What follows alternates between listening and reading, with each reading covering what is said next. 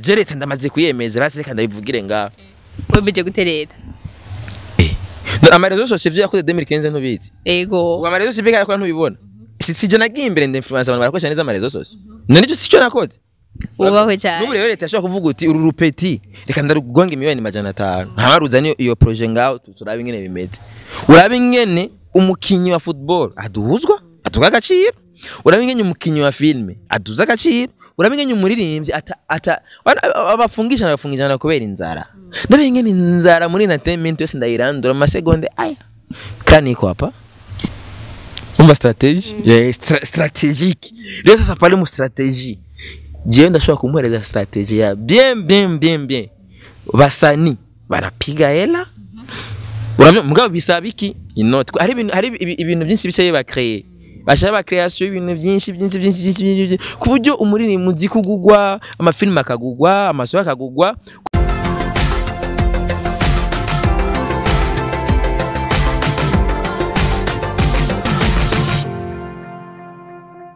ndabaramukije cyane abakunzi ba Ndaha TV abakunzi bacu abakunzi banje ndetse n'abakunzi babatumire mbafise ku munsi ndabaramukije rero ndabaza ko mumeze neza aho muri hose je ndameze neza cyane ubwa mbere na mbere cyo ntagura kubasaba ni bya bindi nyene ko ndabasaba ko mukora subscribe like ama commentaire yanyu intererano zanyu niho tuzibonera ndetse n'ibyo muba mwipfuza gukora partage rero navyo murabizi nivyikimaze cyane bica bifasha ibikorwa byacu bigera kure so no musi rero nkuko mubibona ni Engineer Yakimana kwa kondi nyene fise umutumire musanze mumuzi sinibaza ko nokuri Rwanda muvuga mugabo biri ngombwa ko yivuga wenyene katumwakire Idris safi sana meze neza yego ko bitaboneka ko meze neza kubera wanyisize na tareki wanje witwa gute Maniragaba nindereye umunyoni Maniragaba nindereye umunyoni ayo mazina nayikiruti Maniragaba wanindereye wasimbizi wasemavumba muhenyanga najugumbanya agasoboza abo bose nabo barabanyoni ivyo kubwira usire ngo bisubiramo Idris tabesha atarakimukuyemo atarakindi wongeyeko Maniragaba wanindereye wasimbizi wasemavumba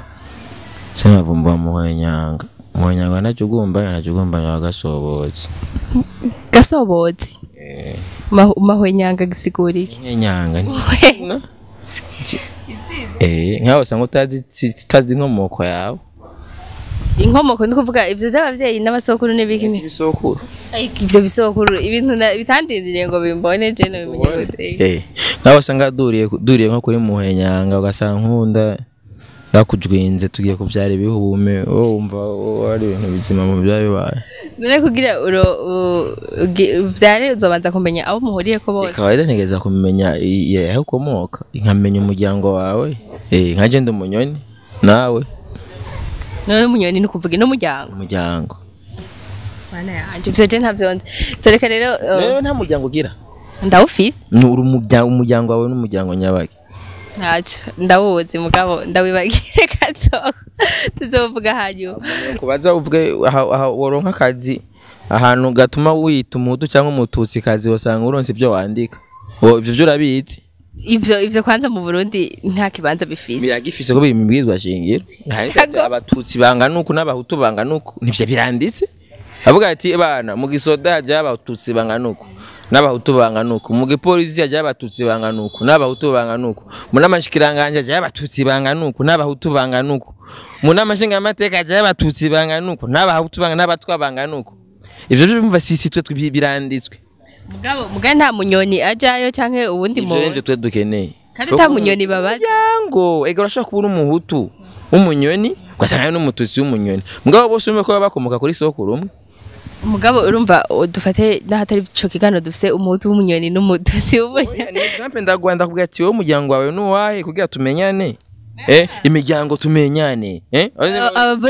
imiryango tumenyane aho bari umuntu w'umunyoni ayandika yenda umunyoni kubera je suis ni hutu je suis ni tutsi ni kwa genda umunyoni un point très bizokugora ubusi rero nabo barotsa kandi kazi bituma ntagazi ushaka Idris ako kansaba ibyo misi muko siyo ndi Okay. Je nkeneye akazi kazonondera nk'umurundi. Akazi kazonondera nk'umurundi, akazi kazonsaba ngo urumva ngo Iyihe kosa Idris yibuka yakoze akiri mutonya, akiri umwana agahanwa kabisa akavuga ati aha ndahanye. Ndahanye. Kandi abavyeyi we ntibigeze baguhana basi Idris uvuga ati uwo umwana. Je naraboshwe indege. Yaje papa yacungwa n'abasoda. Reka ivyo bintu we. Ayo cyuba windege. Je osinawe papa yakorewe madiri. Papa je yacungwa n'abasoda. Narigeze gukora ikintu bambuha indege ndakeye. Kuba windege tuvuga iki? Ibwe bakuba reka ivyo bintu shareka reka. Wowe urazi ibintu umuntu yaciyemo wowe baze ko ari ama blague nga. Nivyo ndiko ndakubaza Idris nese ibintu bisanzwe. Je naraboshwe indege n'abasoda bacunga papa. Umva ivyo kuboha indege ni pinisho baha abasoda. Bakuboha gutya amaguru n'amaboko afatanye gutya amaguru bagomba guturika. Je narayiboshwe. Wakuzubabaye.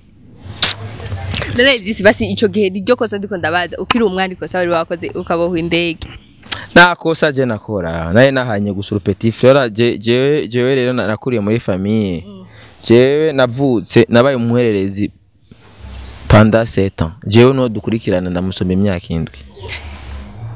Wabaye umuhererezi pendant 7 ans? Abavyeyi banje bacagira ubuyuwayi. Haheze ibintu by'amantambara bacu batangura ibintu kandi byo kuvyara abandi bana. Rero mu byo narabihana by'akarorero rero. Kubisanzwe bari nka papa wi.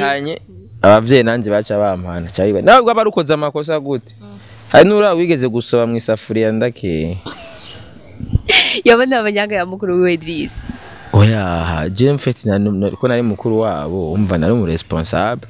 Abo petit frère wigeze gusoba mu isafuriya ndarudida. Okay, Idris. Bari ruto bencho gihe. Kwari ufite imyaka mikeya nk'itatu 4. Ebana aboshwe indege. Biza Idris ikintu nyamukuru numva nashaka kukubaza keshi turakunze kubona ibiganiro bya mama nzembe na project nibiki. Je nawe mode selfie. Na mode selfie ngira jewe nifitiye udupage twiwanje gusa nishirira ko tuntu twanje. Amapaje yiwa bintu kudagukoresha keshi. Gukora bazi guposting. Ibintu posting Si ibintu posting ku mapaje yiwa. Ngo gutakariza umwanya abantu. Kwanza umwanya kuri Idris niki. Umwanya. Nari mwasonye uri kurakoresha none mukumbatse. None umwanya we ngaho uri ku kazi uri kurakora. Ahurangije rero ujya mwanya uri libre. Cyangwa ashaka kuvuga ati reka kano kazi ndagahagarike mbaze nirabire mavumba. Pote ni sawa tu. Ukabutakaje umwanya. Usatu utakaza mu gihe ufise ikintu ari kurakora cyangwa ufise ikintu agomba gukora. Byo urabizi yuko mu bintu je nkora maze kurokora ubuzima bw'abantu benshi. Gutega Idris tabesha ahantu batakariza umwanya nkaje ari ivyo murandaba nkavuga ati ndataye. No dufate nk'umuntu yarafise gahunda yo kuja kwiba umuntu cyangwa kuja kwica abantu par exemple. Agaca mare mino isaha yose ari karanda. Urumva yuko ari ubuzima bwa burokotse. Kubera utakarije umwanya abantu. Ijya umuntu yagomba agiye gukora ikibi. Hama naho mugihe dusanzwe tuzi ko bamwe baduhanuye ko gutakaza umwanya ugiye utagaruka Idris we wumva ibishomeri biri muri kino gihugu urazigene bingana. Nivyo rero we yaje uri kurakoresha. Tavyo kipanye nengire none vyanse kuja kurondera akazi cyabiba biranda abasufanya. Idris gutakaza umwanya nico kibazo nari numva ngo umwanya ngo ndamafaranga nayo kuri wo mwanya n'amafaranga. Umwanya n'amafaranga ku office akazi unatakaza ufise naho. Hakuja kuyumvira ibi ugende kubura tumura imyotsi cuburanda amavumba. Idris dukunze kubona ku mazenya yiwe adasaba abantu ko bamushikikira mu kugira ama partage cyo kugira ama subscribe cyangwa kugira ikindi cyose bijya twe tuguma dusaba ati mudufashe mudukorere ibintu ko Idris atabikora. Ukwemera nturirugura y'umusawa. Oya. Umufana wawe wa vrai umuntu agukunda nyene vrai uko umutima. Iyo nza kubimusaba aba yamaze kubigira. Hari abataba babizi ko ico bimaze nk'abantu badasanzwe bakoresha nk'ibintu by'amarezo social ntibamenya ivyo ari. Je no kuri kw'Imana wanashaka ndasavye bakunze amavumba. Kuri ndaha mugire subscribe muna comment muze kunshigikira namba mwambonyeho. Mugabo je franchement mi wapi je ntabyo nsaba abantu ahubwo je mpora ndababwira bidezabone bagende. Akuzibadati uravyumva ngo bidezabone ndasavye bavi wanje bazi wawe baza ko bakoze hana benje mfise atani ivyo basaba erega ari abantu bisaba ko ndo kubabwira uti mushigikire. Baranda example kuri Facebook ko benshi usanga nk'abankurikirana la majorité n'abantu babahaye mission yo kuneka mukona kazi vraiment mubayaga je hari igihe kiraho bigeze hari abantu tugeze kugerana bigeze gucreate amatati ko je nta muntu tugerana amatati nibibaho je nkanje ndi umuzigo ndawuheba umuntu ngo bamuhereza ngo idiri ngo ryo kuneka yamaze 3 jours arari wanje arara nkahamba mu nyuma ndabimenye yuko ndiko ndarondeko le même jour camanga yuko mu gatondo nzindukira mu gipolisi kuja ko nabona ati rero ndatsi imodoka ntabwo yari indi modoka ya ufise zinga oya tubwire kameramani ayerekane oya nashaka reke cari kiyasho nyene urumva ikaba yerekane kugira aho uzoca hose abakozi baragera rindira nikaenda hari umujama twari kumwe nabanje kudepoza kuri Roka Golf yaragiye mu nama kwene kumbe Roka akajama kari kamaze imisi kaneka kumbe kangiye inyuma umva nahise ngiye mu gipolisi nyene hano numvise ko mfite umutahe naye nitwaye gwene mpagaze nyene umujama ndamudepoje ko umujama yarambwiye ndamurindira nka 30 minutes cyo tujana ko no yaramperekeje nyaboro mu gipolisi ko yarambwiye ko azinayo n'umushefu nyene wawe ngende kumwiganira ico kibazo ndamubona ku idirisha baraje kugonga abapolisi ati urarondeko banyereka umutahe ambwiye ati umutahe ndawuzi niyo nsanzwe ngiye wabujama yegararega mwana telefone ngo namushize ku intoki ati wambwa washize ku intoki jewe nyene nani nsanzwe ari ndiko ndaja washize ku intoki urabimo sigura yewe yuko jewe la majorité y'abantu bankurikirana hajya je mindabazi hari ndababwiye kuri tunuze nka baneke muneke canke mureke ukuterana ubwo ba Idris none tiri bwo gute umbwira gute abantu mfise nko kuri FB Facebook yanje mfise plus de 30,000 abonnés ubumva nabankurikirana hagaca habaho na 10,000 bankunda umva 10 barakanze like umva ni 10,000 like na 30,000 abonnés qui me suivent bankurikirana murabo rero ni abandi ma commentaire umuntu bamupfunge dandika nibi ayi mutaragira muhure na hana hamwe umuntu yangi none mfunzwe baze nk'umuntu yo mfungo cyayibunguka none yo kajama kamfa ico giye sinaraye n'indani nare twarahuye mu nyuma mbona karo karamara ngati none umfunze mavumba nambari denifise bacha barifuta nikibaho Idris ndakubaza ikindi kibazo turangiza n'ikiganiro kugira ngo abadukurikirana bazabandanye badukurikirana kugira babone nibikurikira Idris gushika ino saha ico kibazo naremeye ko abakunzi banda ha TV zo kwamanda kibaza imyaka yose umutumire ngize iba ko gikuhura n'umutumire ubwa mbere nk'ubu bishitse hakagira ahava dufate ubufasha canke aid canke financement yari yose ishoboka kuri Idris nigiki wokora ku gihugu kugira uhindura ikintu canke ugiteza imbere cyane ico ubona wewe wokora nigiki jewe nsanzwe ndanabikora atabufasha mfise umunsi wo buronka rero ukavuga uti nsanzwe ndanabikora ivyo mbwira ko jewe sindindira ngo haze ngo ubufasha kugira ngo ari kintu jewe nsanzwe nkoresha uburyo bukeya mfise kugira ishike ku kintu runaka kugira nyene be hari ikintu peut-être ntacyo ubuze nambona uno munsi mwebwe mukorera ndaha n'abandi bagira iki nuko je nahagurutse urabyumva icyo gihe baza ngo rufasha nari mfise jewe natangiye gukora en ligne izi strategy mwese mukoresha ubu mugenda mukabandura umutumire mukamuyagisha bakaja kumuvumbura bakagira ibiki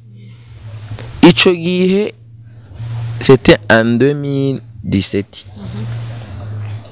mugabo nari 2017 ibi natangiye kubikora kera je uzogende kuri Simbizo asema vumba uzohasanga ariko interview muri 2013 mugabo ico gihe nta bantu benshi bakoresha izi mbuga urabyumva abantu benshi bakoresha izi mbuga gusa nari mfise rêve yoko abantu kuba influencer genre ego ivyo wakoze urumva warakoze kandi ni bon kandi turabishima ko ndikuvuga ico wokora ubu ndakubwira ubu je nose nka financement cyangwa abantu bavuga bati baraterereye mavumba jewe ikintu nokora nohindura entertainment hari abantu mpora mbona nga bafise uburyo urabyumva benshi ndababona hari abantu bafise ama materiel bafise ibikoresho nka ba Bejeko hari abandi hari n'ama television za Ingomage zande urana Imana ntiguha vyose Jesu kuyemera hari ingabire Imana yampaye sivyo nize biri ngaha mu mutwe haruho c'est-à-dire kubera hamwe noronka uburyo sivyo ikintu cya mbere no ko investisamo urumva ko n'ubu buryo buvana ngene bwabungana no ko investisa muri entertainment muri divertissement uravyo ego no ko investisa muri divertissement nkayihindura sivyo nka créer ama label ya vrai apani byaba escrow bagira ngo bafise ngo ama label urebo wumva ngo umuririmbyi runaka bamupfunze kubera ubu mahera kashimvete none gute umuririmbyi apfungwa kandi afise label ifise uyiserukira c'est-à-dire uwo muntu abayiserukira niwe yari gupfungwa kamwe murumva kontra ntigirana n'umuririmbyi ko umuririmbyi aba ari entreprise igirana n'umu manager so umva hari ibintu byinshi je ndabura uburyo ndabona ibintu wanashaka none no mu bantu bari ngaha jama numutahe kwa abantu yitwaza ati je mfise amafaranga mugasanga mu mutwe hari mu mutwe y'ingene Jean ugasanga afise ibikoresho cyane afise ibikene ugasanga mugasanga ntafise umutwe wo gukoresha bijya bibora afise ico bigenewe cyo n'umuntu ariko arankurikirana afise projet ibintu bya entertainment sivyo akurondera mwishwanje nuba ndondere mugabo tugira 50-50 abyumva nambe uzana miliyoni jana nambe uzana muri yaridi nambaza niki mugabo inyungu amenye yuko amapart tugenda muri happy tukandikisha amapart abari 50-50 turagabura birumvikana cyane icipfuzo afise n'icyumvira afise kuco yohindura kirumvikana kasi nabingende byoge ndabajije igene ico wifuza ko cyo hindura kuvuga nk'umuntu yovuga uti idrize ngoma ndago finance note yo projet yawe nuko sivyo umva ngaye bari financement finance jewe mugabo hari abandi bafise ivyo hari nk'ama entreprise nzi afise le matériel sivyo ijya matériel rero jewe ngaha njyamanye umutwe wabyumva wingene bijya bintu byoja mu ngiro kandi abantu bakabitaho bana kujyana kubwiye yuko jewe nafashe ya mbere ataburyo mvise ubu baramaze ko investisa benshi media en ligne kandi ni benshi sivyo mugaro pour le moment rero ivyo ngomba gukora si ibintu nokorana n'uburyo buke kubera ashobora kuca haza umuntu afise uburyo burenze kwana nibi vya ligne narabikoranye uburyo buke aca haza abapeti baza barabishiramo inoti baza bibeze gaca babona kumengo nibo barenze voilà rero uri gihari rero kugira naje urumva umuntu ariko arasaza ngende basi nanje mvuga ati inoti ganyaganya apart umuntu yavuga ati je ngomanda gu finance hari abantu nyene abo bafise nyene ivyo ubwo buryo bafise materiel urumva bafise ibikoresho bikwiye niyo mpamvu natanze example nka za Bejeko nabandi hari nabandi bantu usanga bari hanze y'igihugu bari za Australia bari za Canada ashaka kuvuga ati cyo ndakeneye ko investisa cyane ntibibe ivyo nyene namambona no ku mapage yanje ya Facebook abantu bavuga ati iyo kuyigisha ibiki ashaka gusaba leta igafata risk ikavuga ati bana jewe no se mavumba reka mfate risk jewe leta reka ndamuhereze nk'imiliyoni 500 none siko minimwe none babahebeye amafaranga avuga ati none uno muntu avuga yuko ashobora guhindura igihugu riski egari kintu bata je leta ndamaze kuyemeza basi reka ndabivugire ngaho wemeje gutereta amarezo sosiyete yakoze 2015 ntubizi ego amarezo sivika ko ntubibona sije nagiye imbere ndinfluence abantu barakoresha neza amarezo sosiyete none cyo sico nakoze ubahwe cyane n'ubu rero leta yashobora kuvuga uti uru rupeti reka ndarugonga miliyoni 500 ntamaruzanye iyo projet ngaho turabe ingene bimeze urabe ingene umukinyi wa football aduhuzwa atuga agaciro urabe ingene umukinyi wa filme aduza agaciro urabe ingene umuririmbyi abafungishana kubera inzara ndabe ingene inzara muri entertainment yose ndayirandura amasegonde aya kandi ko hapa okay tusabe rero ko dukurikirana ivyambe nayo bahaye barabona yuko ubu ya marezo social ari bien maîtrise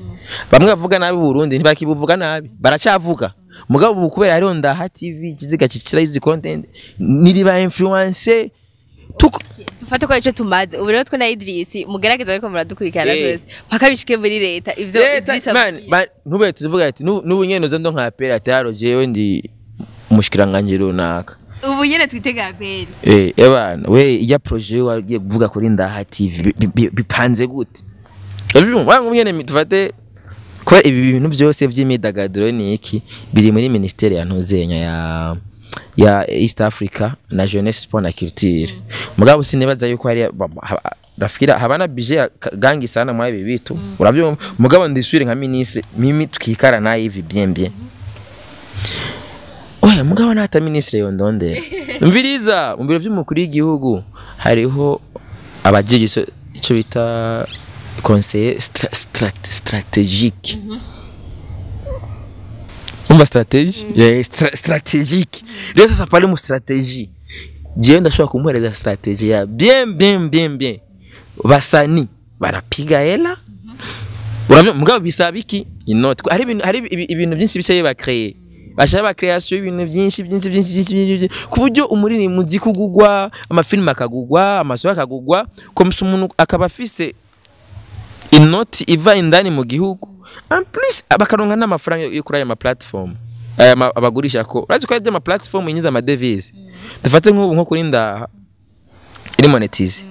amafaranga akinjira mu gihugu urumva aya ama devise aca yinjira mu gihugu urumva muri cyo gihe n'amafaranga Burundi acaduza agaciro rero i monde ya divertissement ni iki ni monde imwe mu franga mingi mesa binaomba strategie okay ariko badukurikirana rero murumva ko Idris akoze ibitangaza kuri Ndaha TV leta strategy zidasanzwe ariko badukurikirana mushoye kubishikana indani nyene hariya hakenewe kwico cyumviro kiva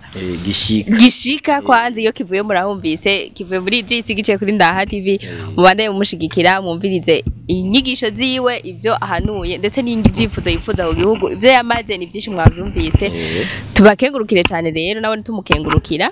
agire kubashimira mu majambo make cyo tubasezera mu bandaye mutwizera mudukurikirana mutwongereza n'ivyiyumviro byanyu je ndabashimira cyane ko mwafashe umwanya mwataka cyane ya hasi ntutwatakaje umwanya gutakaza umwanya tutakaza kuri za page ziwe mukomeze mujayo guda sawa ayego Ndaha mugerageze ubutumwa mu bushikane sivyo mu bushikane uko twarabonye ibintu byinshi byagiye birahindurwa n'ibiganiro mwe nibi hari ibintu byinshi byahinduye muri biganiro mwe nibi hari abantu benshi batahuwe n'ibiganiro mwe nibi sone kandi mu bikomeze ntama abantu bakunda simbizwa se mavumba akanakaroroka mwe muza muvuga ngo ntacyo mfise ngo tubigisha mukeneye ku bintu bibungura muze muraja kuri Ndaha TV kwase mavumba uze kikuzanye ntuze gutokana bibigisha Ndaha niko bimeze so turabashimiye rero cyane mwe mwahisemo kudukurikirana reka tubatera intege ko banda mudukurikirana mutwigisha mutwumviriza tubigisha twigishanya kugira ngo duteze imbere n'igihugu cacu turabakunda cyane kuri mikro yari Angeline Yakimana mukore subscribe bya bindi byose nabanda basaba kuri Ndaha TV mukomeze mugira n'ibihe byiza bye bye